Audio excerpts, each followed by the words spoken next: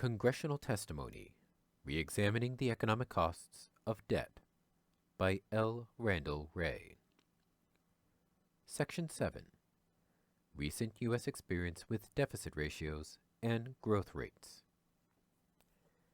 The following graphs show U.S. data from the past 4 decades. If we focus on the movement of the plots showing the combinations of the debt ratio and the growth rate over the course of a cycle, we can see the relationships discussed above.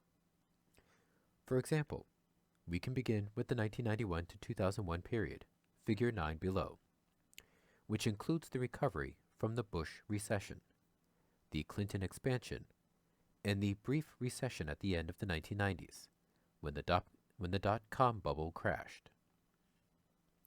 Starting at the top, as the recovery from recession gained steam in 1992, the growth rate deficit ratio combination moved from 3.1, 4.3 in 1991 to 5.9, 4.5 in 1992.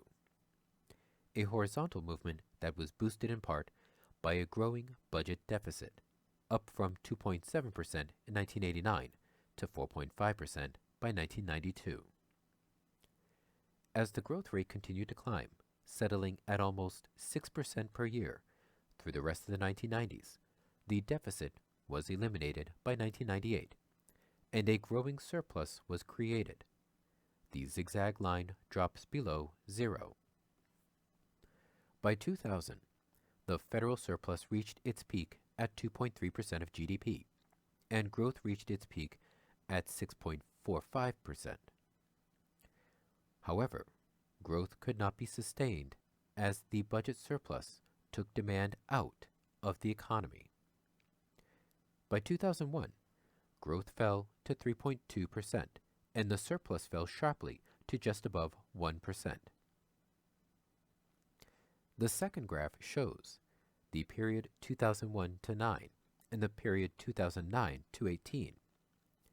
Start at the bottom of the zigzag, beginning in 2001, with a growth rate deficit ratio combination of 3.2 and negative 1.2, a budget surplus. A deficit returned and the deficit ratio grew to 3.3 in 2003 and 3.7 in 2004.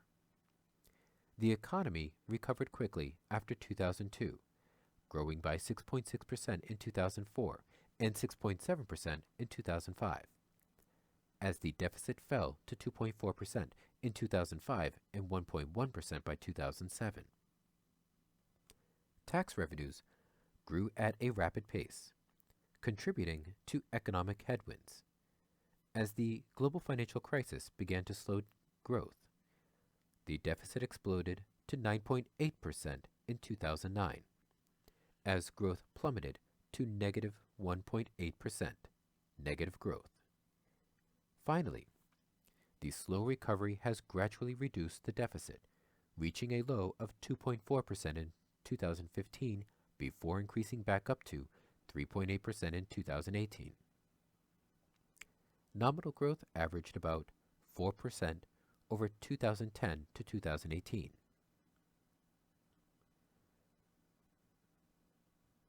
None of this should be too surprising.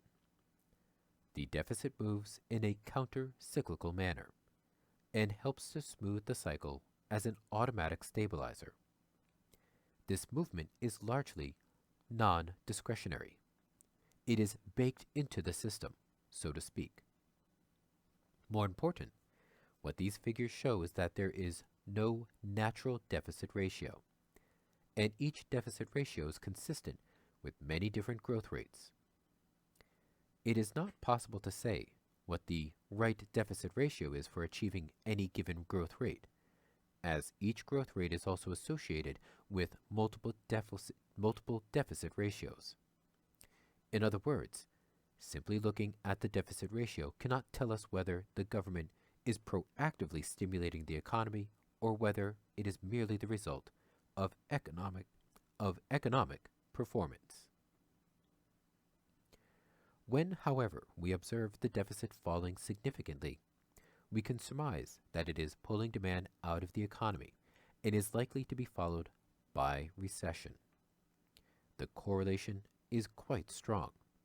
As I showed above, the deficit invariably falls as the economy peaks and then heads toward recession, rises quickly in recession, and then begins to fall over the course of the subsequent recovery and expansion. Of course, it is difficult to tell exactly how much of the movement is discretionary and how much is the result of policy activism. But in some sense, that is almost beside the point. Armed with this understanding, policymakers could take a more active role, either building more powerful automatic stabilizers into the system, countercyclical spending and pro-cyclical taxes, or using discretionary spending and taxing as needed. Given the lags involved in discretionary policy, it probably makes more sense to strengthen the automatic stabilizers, which, as I argued above, have weakened over the recent past.